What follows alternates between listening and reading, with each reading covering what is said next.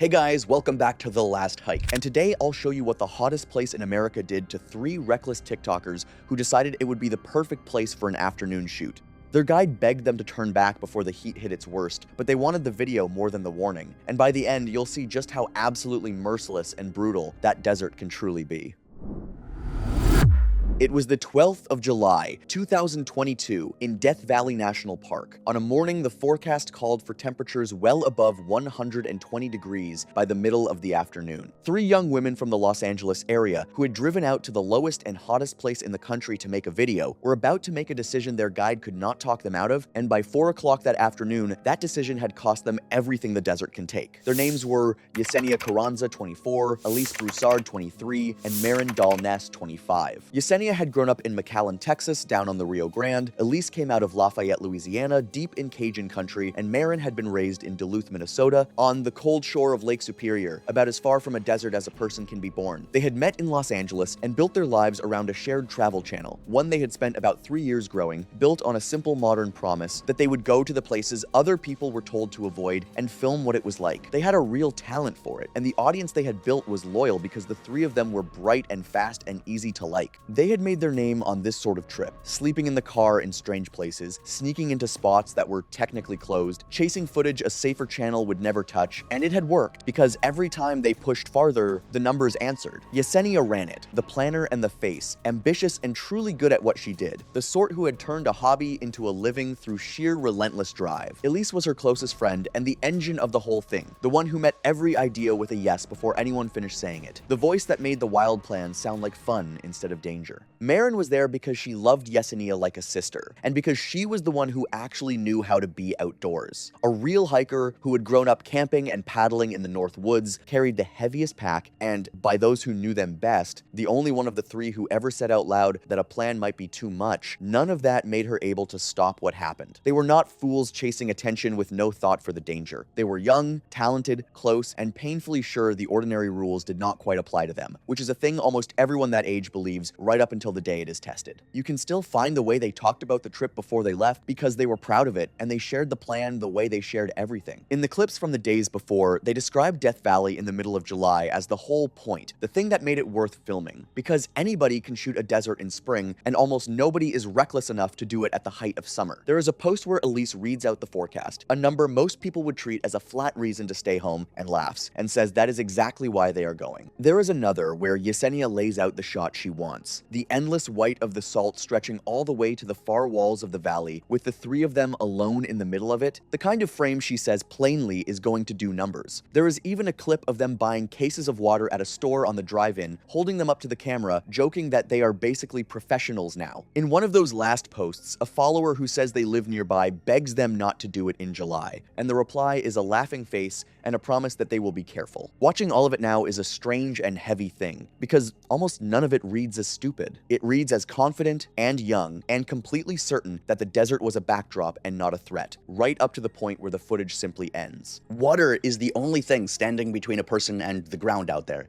and I want you to keep track of their supply along with me because in that heat, it runs out far faster than you would ever believe. To understand what they walked into, you have to understand the place. Badwater Basin sits at 282 feet below sea level, the lowest point in North America. A vast dried lakebed of cracked salt ringed by bare desert ranges that trap the heat and throw it back down onto the valley floor. High on the cliff above the parking area, a small white sign reads sea level, so far up the rock that most people have to crane their necks to find it. A first quiet warning of how deep the hole really is. In summer, it regularly soars past 120 degrees in the shade, and it is home to the highest air temperature ever reliably recorded on Earth, except there is no shade down there, not on the salt, not anywhere near it. Death Valley records heat-related rescues and deaths almost every summer, often among visitors who underestimated how fast the heat could turn dangerous, fit, and confident people caught out by how quickly the middle of the day turns from uncomfortable into fatal. The park does not whisper about any of this. The warning signs at the entrance entrances and pullouts, along with the ranger advisories that run all summer, all repeat the same short list of advice: be off the low trails before the heat sets in, with the park strongly urging visitors not to hike the low elevations after 10 in the morning in summer, carry far more water than you think you could ever need, and avoid any long walk out onto the open flats once the day begins to heat. The salt itself is a trap of its own kind, so flat and bright and featureless that distance stops making sense out there. People who mean to walk a few minutes look up and find they have gone the better part of a mile, the same blank white still stretching ahead of them, and the vehicles behind shrunk to bright specks at the foot of the far ranges. Heat like this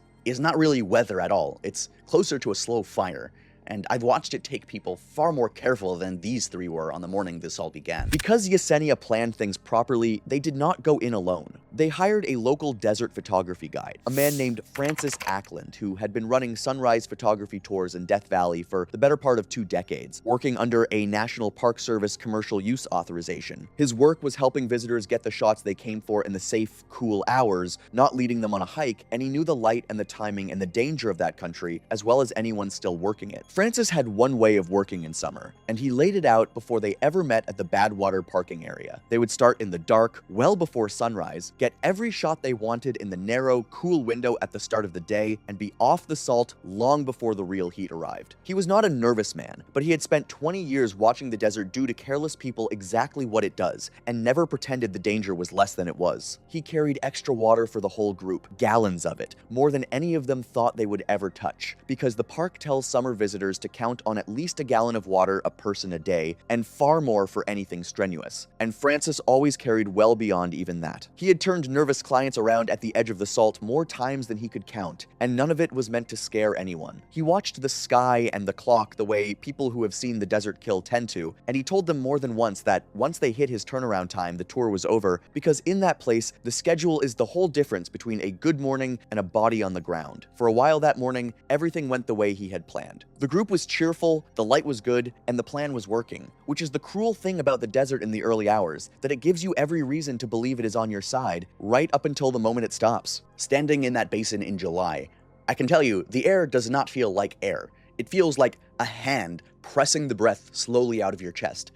And that's at rest, even if you're doing nothing at all. They met Francis in the dark and walked out under the last of the stars. And the early footage from that morning is lovely. The salt goes blue, and then a soft gold as the sun clears the far wall of the valley. And the three of them are loose and happy and full of the easy energy that the cool part of the day hands you for free. They got their shots. By Francis's account, the trouble began the moment he called it. As the sun rose higher and the temperature began its steep morning rise, he told them it was time to pack up and go, exactly as he had promised he would from the start. Yesenia and Elise did not want to. The frame they had really come for, the one out in the deep white of the flats with nothing around them in any direction, was not the frame they had managed to get near the safe edge, and they wanted to push farther out to reach it. It matched the shot Yesenia had laid out before the trip, the deep frame out in the middle of the flats with nothing around them, and the early edge frames had only ever been the warm-up. Marin, by Francis's account, was the one who said it was getting late and hot, and that they should listen to the man they had paid to keep them safe. She was outvoted by the 2 people she had come there with, and in the end, she went out with them anyway, which anyone who has ever been the cautious one in a confident group will understand. It is one of the small human details that makes the story harder, not easier, to sit with. Much of what came next was pieced together later from the phones themselves, recovered from the flats, which gave investigators enough fixed points to reconstruct the rough timeline. The timestamps, the photographs, and whatever location data the phones had retained tell a plain story on their own. There are bright, wide clips from the good early hour, 3 of them narrating and laughing, the light perfect and the mood high. Then the clips grow shorter and further apart, and their quality changes in a way that is hard to watch. The camera less steady, the voices flatter and slower, the gaps between one clip and the next stretching from a few minutes into longer and longer silences as the morning wears on. There is one wide shot, time-stamped well after the hour Francis had set to leave, of the vehicles and the road already reduced to a thin dark line at the foot of the far ranges, which tells you, better than any words could, how far out they had already walked by then. And then, after a certain point on that timeline, there is simply no more footage at all, and the phones go quiet for good, which is the exact place where the record ends and the guessing would begin if anyone were willing to guess, which this account is not.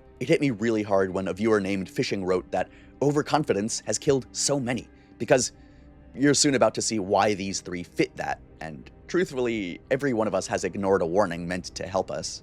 What happened at the moment they parted is known from Francis's account, which he gave plainly and more than once to the rangers and investigators, and which never changed in the telling. When it became clear they meant to keep going no matter what he said, he refused to lead them any deeper into the basin because by then the temperature had risen past the line where he was willing to take anyone out onto open salt. He told them so in the flattest terms he had. He told them to turn around and come back to the vehicles with him, right then, and by his own account he did not soften it or leave them any room to misread him. They did not come. At that point, Francis stopped the tour. He would not take a single step farther out onto the salt, and he told them so, then turned back toward the vehicles, still calling after them to come back and marking in his mind the exact spot and direction where he had last seen them. The last he saw of them, they were heading out toward the deep white of the flats with their cameras, three shapes slowly getting smaller. He tried their phones and called out after them, but the signal down at Badwater is poor at best, and he knew exactly how little time a person has out there since the park itself warns that no one should be outside an air-conditioned vehicle at Badwater for more than about 15 minutes in heat like that, so he did not stand around waiting. Once it was clear they would not turn back, he drove for the ranger station and reported 3 overdue visitors who had ignored his turnaround time, giving the rangers the exact spot he had last seen them and the direction they had gone. Because he made that call before noon and handed the rangers a precise last known spot and direction of travel on open ground with nowhere to hide, the search reached all 3 the same day rather than the next. Their guide gave them the plainest warning of his life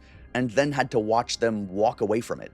And I don't think he's stopped regretting and thinking about that moment ever since. From the phones, the recovery locations, and the little that the timeline gives up, investigators later map the rough shape of what followed, and it is a familiar and terrible shape to anyone who works the valley. The 3 kept walking out across the salt, much farther than they seemed to have understood, well over 2 miles from the vehicles by the end, drawn on by a horizon that never got closer. What they had pitched to Francis as a few more minutes quietly stretched toward 2 hours as they chased one more frame after another. They were carrying camera gear and only a little water, having left most of the cases they had bought back in the vehicles, expecting to be gone under an hour. And in the dead, windless heat past 120 degrees, the little water they had went bottle by bottle toward nothing. Out there, a body is heated twice over by the direct sun above and the radiant heat thrown back up off the pale salt below, with nowhere to get out of either. On such a surface, the temperature at ground level can run even hotter than the official number in the air, and every step out has to be paid back later with far less water and a far hotter sky than the one they started under. Based on where they were eventually found, spread out from one another rather than together, the recovery locations suggested the group had become separated as their condition worsened, one slowing and then another, the distances between them opening as the heat took hold. The evidence does not suggest anyone was left behind on purpose, but points to a group that stayed together as long as it could, slowing for whoever was faltering until the heat took that choice out of their hands. The scene suggested their water had run out well before any of them made it back toward the edge, and that the walk-in had become, at some point, none of them could have marked at the time, a walk. They no longer had the water or the cool left to survive. Out on that salt,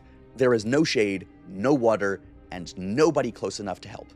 And I need you to picture how alone a person really is once they walk out past the edge of it. It is worth being clear about what the heat does, because it explains why turning back late is not the same as turning back. The body sheds heat mainly by sweating, and by the evaporation of that sweat pulling warmth off the skin. But when the air is already past 120 degrees and a person is working hard, that cooling is barely keeping pace to begin with. Sweating carries on, but in that heat and with the water running low, it becomes less and less effective, the little that reaches the skin evaporating before it does much good, and the core temperature rises faster and faster. Once the core temperature rises high enough that the body's thermoregulation begins to fail, the trouble stops being mere discomfort and becomes a true emergency, heat stroke, in which the body can no longer cool itself effectively, and the heat starts to injure the brain and the organs directly. The warning signs are confusion, stumbling, and a strange, quiet loss of the ordinary sense of danger, which is a large part of what makes heat so lethal, because it attacks the very judgment a person would need to save themselves. On top of all of that, a person losing water and electrolytes that fast through hard, prolonged sweating and replacing far too little of either can slide into severe dehydration, made worse by a growing electrolyte imbalance that impairs muscle and brain function on its own,